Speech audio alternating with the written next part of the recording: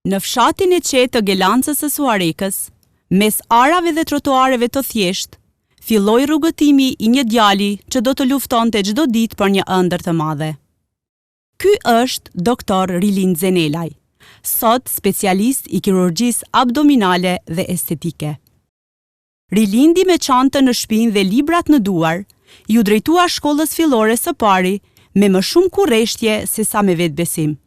Klasa e ftohtë e shkollës së fshatit nuk e pengoi që ai të shikonte më larg se sa muret e saj. Deri në klasë parë shumë fëmijë problematik, me shumë rrebe, edhe po prej se kom fillu dhe në shkollës, jam drejtu, e kom marrë atë shkollën me shumë seriozitet, dhe kom vazhdu deri tash me atë seriozitet. Rrugëtimi vazhdoi në gjimnazin Jeta e Re në Suarek, ku sfidat u bën më të mëdha, orët e të mësuarit më të gjata dhe pritshmëritë më të larta. Shpesh udhtonte në mëngjes herët, me shi a me borë, por brenda vetës mbante një motivim të madh, të bëhej mjek. Çdo fëmijë ka një idol në familje, prindin ose dajen, kështu që unë ose ideja më bë mjek ka lind në shkollën e mesme. Unë kam menduar që kam bëj inxhinier i maqinerisë, sepse prindi ka pas këtë profesion. Kurse në shkollë të mesme më ka ardhur për një herë ideja që ose ajo farëndjina që misioni jam ka më konë mjek. Jo direkt, mirë po ka pas momente kur për shkak të vështirësive ndoshta kur e kam pas që se kem qenë 3 nxënës ose studenta dhe vetëm një prind ka punu. Atëherë kam menduar që ndoshta me ndërprej shkollën edhe me u bën krah i familjes. Po nëse krahason me tanishmen ka qenë e vështirë. Për shembull, unë çdo ditë kam ecë disa kilometra derisa kam dalë me prit autobusin. Mirë po pasioni dhe dëshira për shkollë i ka mund gjithë ato vështirësitë. Qoftë shi, borë, unë kam ndjekë edhe në kurse, kështu që mundësia që e kem pas një mundësi të vetë me transportit në fshat, nuk kam mund me shfrytëzu sepse është desh më herët me ardhe në Suarek për kurse edhe për shkollë, kështu që çdo ditë kam udhëtu prej shtëpisë deri tek stacioni më i afërt që ka qenë dikon 2.5 kilometra. Ka qenë e vështirë, po si që thash, pasioni, dëshira për shkollim i ka mund gjitha vështirësitë. Me shumë sakrifica, net pa gjumë e sfida ekonomike që shpesh i rëndonin familjes, ai u pranua në Fakultetin e Mjekësisë në Prishtinë.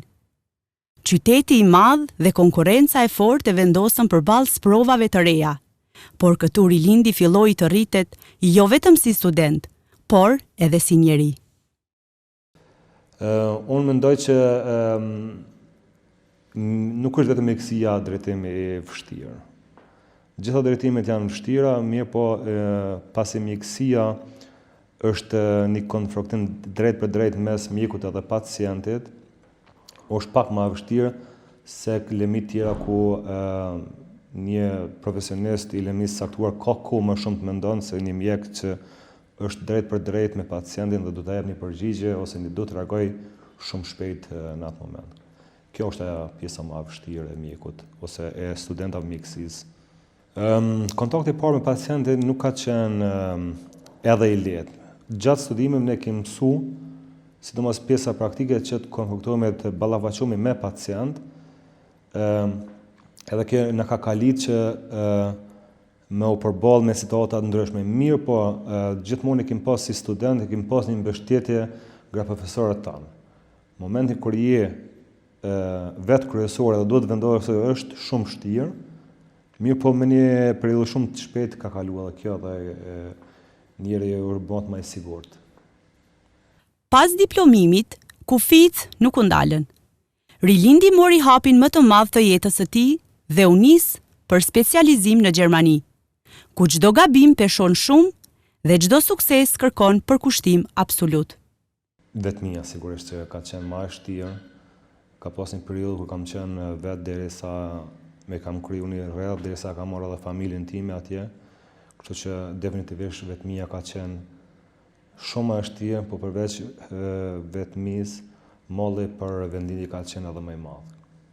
Sot, Dr. Rilin Zenelaj punon me mjeshtri, qetësi dhe humanitet. Nga klasa e thjeshtë e Gelancës deri në sallat moderne të kirurgjisë. Rrugtimi i tij është dëshmi se asgjë nuk është e pamundur kur punon fort, nuk dorëzohesh dhe di çfarë do të bëhesh.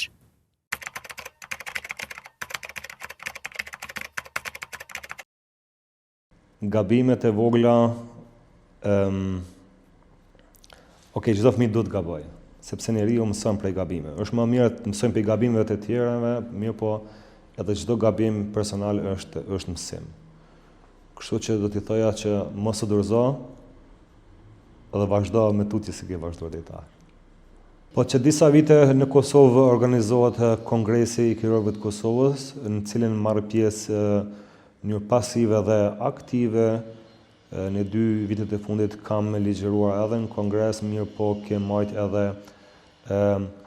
mrena kirurgëve në Klinikën Universitare të Kosovës, ke marrë mbledhje për sëmundje ndryshme, kemi diskutuar, kështu që bashkëpunimin e shoh një përkatësisht kongresin edhe këto tubimet që i bëjmë e shoh një urë lidhëse në mes përvojës gjermane dhe përvojës kosovare, të cilat kur të bashkohen bashkë patjetër kanë me pas një sukses shumë të mirë.